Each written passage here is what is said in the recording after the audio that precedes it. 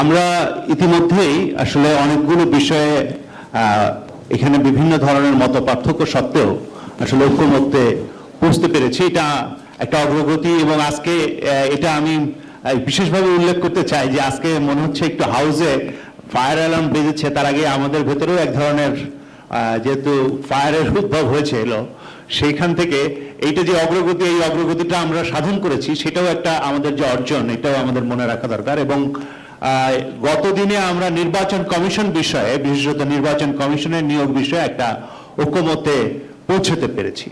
একইভাবে এই নির্বাচন কমিশন যেমন গুরুত্বপূর্ণ, একইভাবে আসলে নির্বাচনের জন্য বা রাজনৈতিক জায়গায় আমাদের নির্বাচনটা সুষ্ঠুভাবে পরিচালনার জন্য, তেমনিভাবে রাষ্ট্র পরিচালনার জন্য মানে আমাদের উপরে যেভাবে ছড়ি ঘোরায় তার পেছনে যে কি ঘটনা সেটা আমরা সকলেই জানি, যে এটার ভিতরে আসলে দলীয়করণ এবং দলীয়করণের ভিত্তিতে নিয়োগের একটা প্রভাব আমরা দেখেছি এবং এর খুব প্রভাব আমাদের সমস্ত জায়গায় আছে।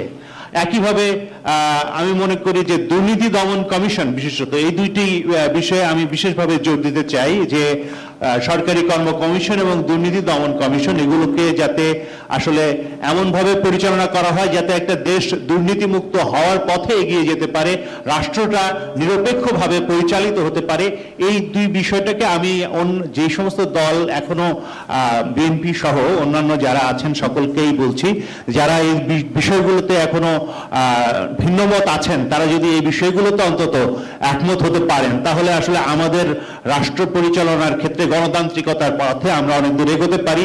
এবং এখানে যে ধরনের প্রস্তাব আছে এই প্রস্তাবগুলো আমি দেখেছি সাধারণভাবে খুব বেশি যোগ বিয়োগের কিছু নাই, হয়তো একটু এদিক ওদিক হতে পারে।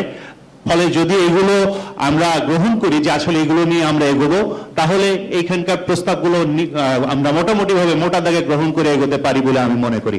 সবাইকে ধন্যবাদ। বাংলাদেশে একটা বিরাট অংশের পুলিশ বাহিনীর সদস্যরা ছিল হচ্ছে আসলে গোপালগঞ্জ।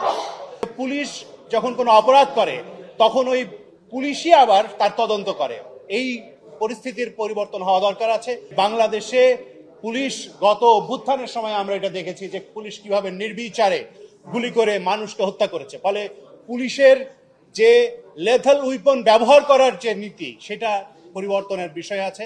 1861 সালে ব্রিটিশ আমলে প্রণীত যে আইন দ্বারা পুলিশ পরিচালিত হয় সেইটার পরিবর্তনের প্রয়োজনীয়তা আছে। আমরা এখানে দেখেছি যে পুলিশ যখন কোনো অপরাধ করে তখন ওই পুলিশই আবার তার তদন্ত করে। এই পরিস্থিতির পরিবর্তন হওয়া দরকার আছে।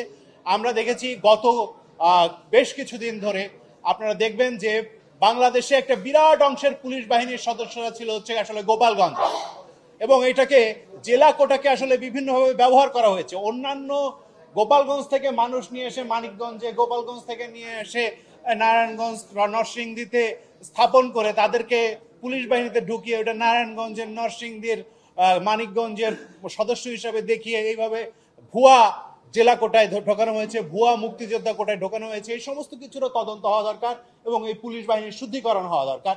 আমরা মনে করি যে কমিশনের কাজ এইটাও হবে। একই সঙ্গে ভবিষ্যৎ কাজের সঙ্গে সঙ্গে বর্তমান পুলিশ বাহিনীর শুদ্ধিকরণের কাজও তাদের হবে।